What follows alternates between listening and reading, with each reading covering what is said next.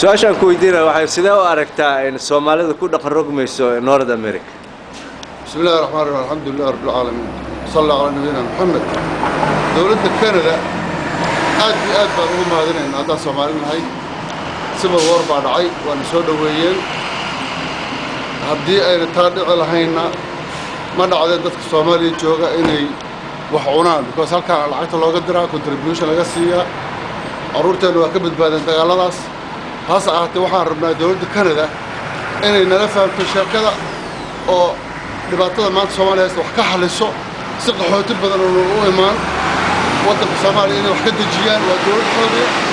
waa dowlad fiican in xabashida waddanka ku soo duushay inay maaragtay ay garab lagu siiyaan saa u saari lahayn nimanka Soomaalida oo maqaarka Soomaalida ka xabashida keenay in aan isla aragno Soomaali haddaan aan isla aragno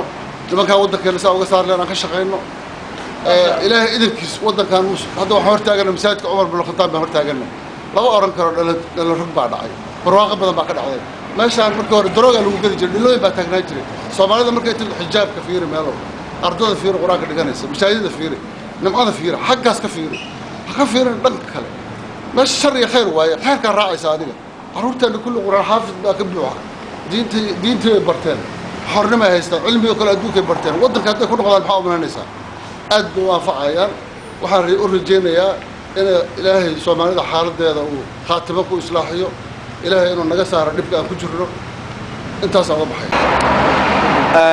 السلام عليكم. عليكم السلام. سؤال كويدينا. سؤال قفت معي تأثير. صعب سؤال كويدينا واحد سيدا وأركتا صلى بك على أنت حاكمين تيسوى الله بك عليين.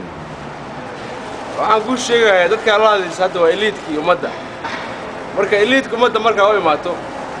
وأنا أولي ماتو وحياة مهمة. ومدي المسلمين تيدا ودك الصومالي دن مارتي قبستي بري هوري أي هذا لك على جرولير محكمة قارة محكمة هين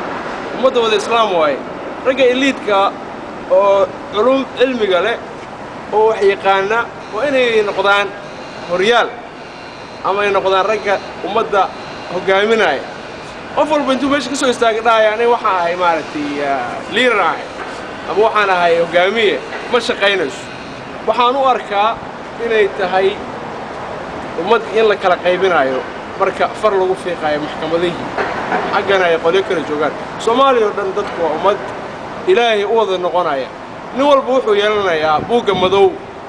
inta uu victim uu yeesho inta qof oo gacantiisa ku baxda inta qof uu dhibaateeyo balaag buugaaga oo lagu weydiinaya marka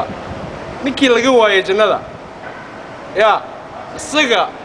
ayaa la weydiinayaa asagaan arki doonaa ninkii jannada laga waayo waa noo jannada dhammaanteed Soomaali weyn Soomaali ha noolaato